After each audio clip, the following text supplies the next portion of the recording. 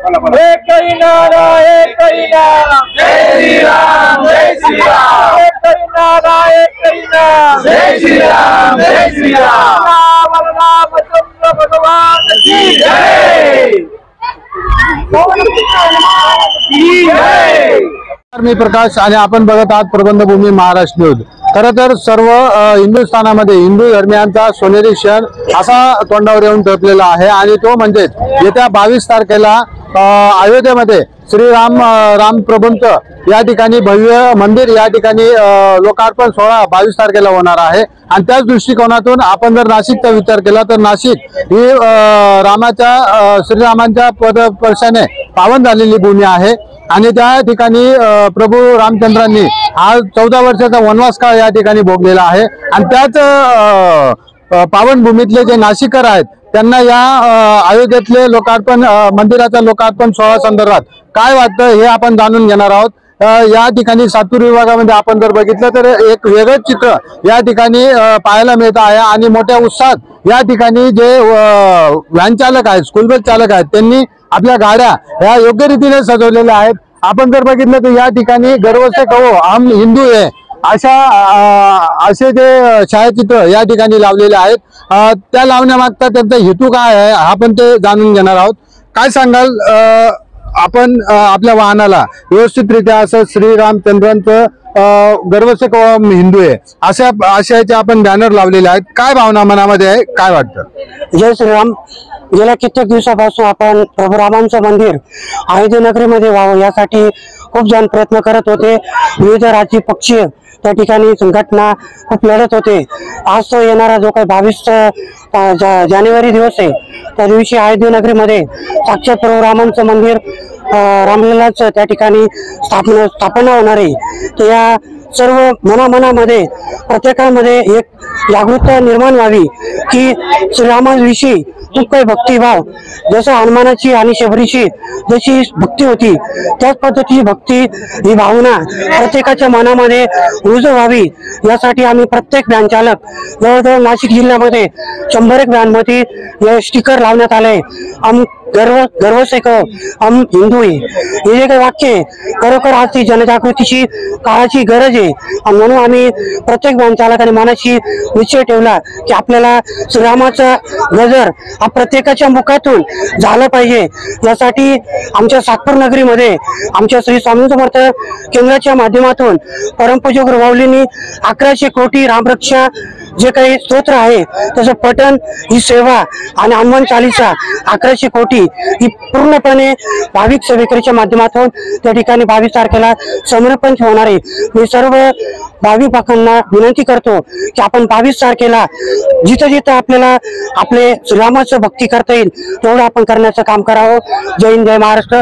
धन्यवाद। आपण अजून जे चालक आहेत त्यांच्याशी संपर्क करूया। काय वाटतं काय मनामध्ये भावना आहे? हिंदूंचा जो सोनेरी क्षण असा आलेला आहे आणि त्यामध्ये आपण सहभागी झालेला काय आवाहन कराल इतर नागरिकांना? मी या क्षणाला एकच सांगू शकतो की आमच्या काही पिढ्यांनी मागील पिढ्यांनी मंदिर पडताना बघितले पण आमचं सौभाग्य आहे की आता आम्ही राम मंदिर आमच्या समोर तयार होतंय त्याबद्दल खूपच आनंद आहे आणि उत्साहात दिवस साजरे करणार आम्ही।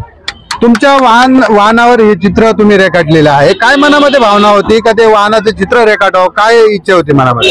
एक त्या दिवसाचं एक वातावरण तयार व्हावा एक उत्साह निर्माण व्हावा यासाठी आम्ही ते वाटतं तुम्हाला साहेब तुमच्या पण वाहनावर चित्र रेखाटलेलं आहे। नाशिक मध्ये कशा पद्धतीने हा उत्सव साजरा केला पाहिजे? जय श्रीराम। इथं अनेक वर्षापासून जे स्वप्न होतं काय हिंदू धर्माचं ते स्वप्न आज 22 जानेवारी रोजी पूर्ण झाल्यासारखं समजलंय व त्या दिवशी श्रीरामाची मूर्ती प्राण प्रतिष्ठा म्हणून त्याचं उद्घाटन सोहळा निमित्तानं त्याच्यासाठी प्रत्येक गावोगावी घरोघरी एक दिवे लावून लाइटिंग लावून झेंडे लावून असं खूप आनंद दिवाळी सारखा आनंद उत्सव साजरा करावा हीच परमेश्वर कृपा आहे। आपण काय सांगाल साहेब? खरं तर सोनेरी क्षण येऊन ठेपलेला आहे आणि आपल्याला नाशिकहून बऱ्याच मोठ्या प्रमाणात नागरिक देखील तिथे सहभागी होणार तशी इच्छा आपल्या मनामध्ये आहे। अयोध्येला आपण जाणार का? जय श्रीराम. दरवर्षी कवा आम्ही हिंदू आहे.